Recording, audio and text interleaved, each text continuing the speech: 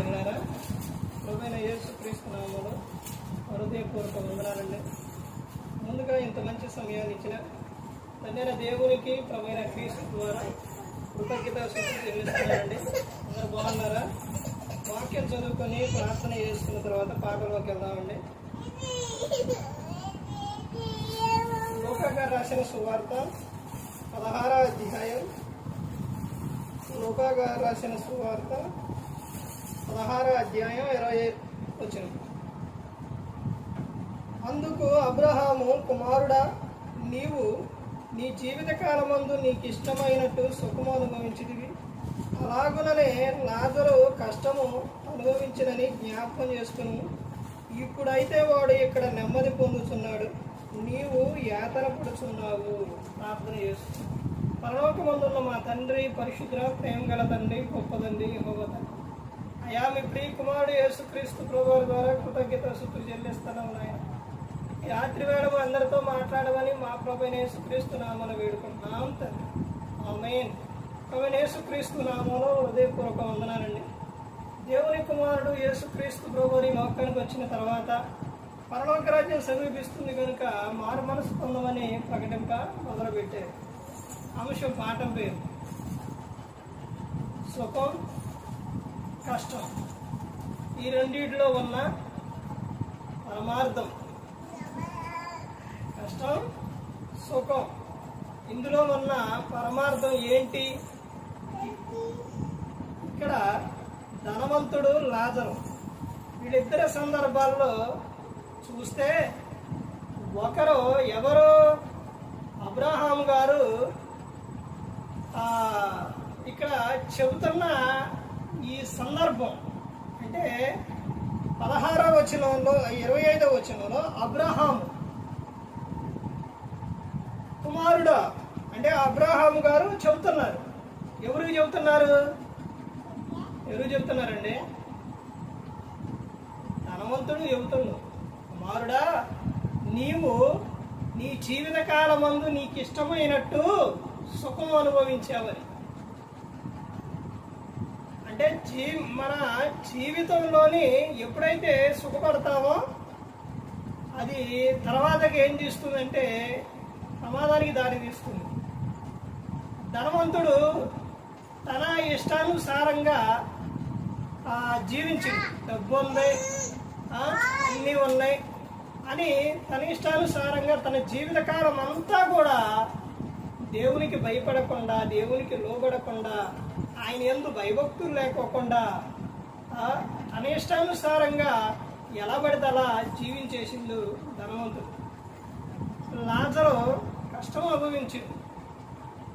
ఇప్పుడు ఇందులో ఉన్న పరమార్థం ఏంటంటే, సుఖపడ్డ ధనవంతుడేమో ఏం చేస్తుండో కేకలు పెడుతుండో, పాతాళంలో అరుపులు, కేకలు. రోజు నీ శరీరాన్ని సంతోషపరుచుకుంటే రేపు ప్రమాదం. ఒకటి లోకంలోని ప్రమాదమే, లోకం విడిచినప్పుడు ప్రమాదమే. శరీరాన్ని సుఖపెట్టుకుంటే కష్టపడి చేసేవాళ్ళు, కష్టపడి ఏ పనైనా ఏదైనా కానీ చేసే ప్రతి ఒక్కరూ కూడా వారి జీవితంలో ఆనందం, సంతోషం అనేది ఉంటుంది. కష్టపడందే ఏది కూడా రాదు. కష్టంలోనే ఉంది ఏంటనంటే ఆనందం. ఎప్పుడైతే మనం సుఖపడతామో ఆ తర్వాత చాలా ప్రమాదం అనేది ఉంది. సుఖపడ్డ ధనవంతుడు పాతాళంలో యాతన పడుతున్నాడు. కష్టపడ్డ లాజరు గారు ఆయన ఎక్కడుండో అబ్రహాము గారి ఉమ్మున ఆనుకొని ఉన్నాడు. అలాగే ప్రతి ఒక్కరూ కూడా గమనించుకోవాల్సిన విషయం ఏంటంటే, సుఖం, కష్టం ఈ రెండు కూడా జీవితంలో ప్రతి ఒక్కరికి కూడా వస్తాయి. అయితే సుఖంలోని మన ఇష్టానుసారంగా జీవిస్తే, దేవునికి లోబడకపోతే, దేవునికి భయపడకపోతే చాలా ప్రమాదం అనేది ఉంది.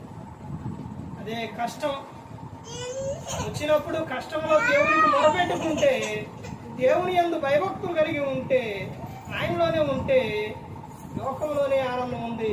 లోకం విడిచినప్పుడు సంతోషం అనేది ఉంటుంది. ప్రతి ఒక్కరు గమనించుకోవాలి.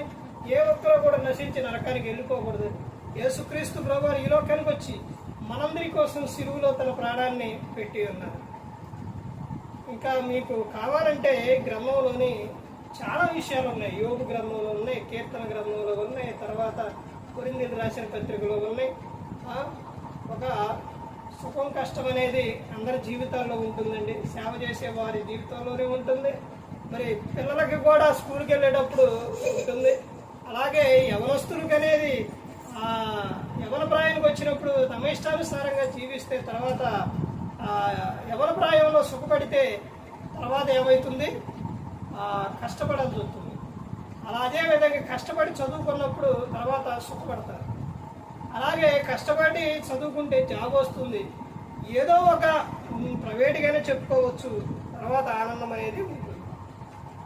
చదువుకునే వయసులో ఇష్టానుసారంగా జీవించిన, పని చేసే సమయాల్లో మరి ఎలా పడితే అలా తిరిగిన, సంపాదించే సమయంలోని సంపాదించుకోకుండా, అంటే జీవనోపాధి కోసం కావాల్సినవి చేసుకోకుండా సుఖపడ్డా కానీ తర్వాత కష్టపడాల్సి వస్తుంది.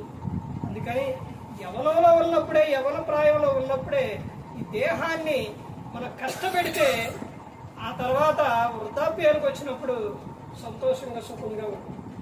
ఈ రోజున చాలా మంది వీళ్ళకి ఇన్ని ఆస్తులు ఆడియండి, వీళ్ళు ఇలా ఎలా ఉన్నారనంటే వారు సమయాల్లో ఆ రోజున వాళ్ళు కష్టపడ్డారు. ఇప్పుడు ఉన్న వాళ్ళు ఏం చేస్తున్నారు? సుఖపడుతూ ఉన్నారు. అలాగే ఏదో ఒకటి గమనించండి. కష్టం మనిషి జీవితంలో ఎప్పుడు కూడా కష్టపడి పని ఉండాలి. ఇప్పుడు ఉదయం అనేది పల్లెటూరులో కానీ పనులకి వెళ్ళే వారిలో వాళ్ళు కష్టపడి పని చేస్తారు, సుఖంగా సంతోషంగా తిని హ్యాపీగా నిద్రపోతారు. అదే సిటీలో ఉన్నవారు కానీ ఎవరైనా జాబులు చేసే వాళ్ళు కంప్యూటర్ ముందు కూర్చొని ఎలా అంటారు. వాళ్ళ దేహము కానీ అదేమి కూడా కదలవు. వాళ్ళు ఏం చేయాలి? ఉదయాన్నే లేచి చెయ్యాలి, కష్టపడాల్సిందే.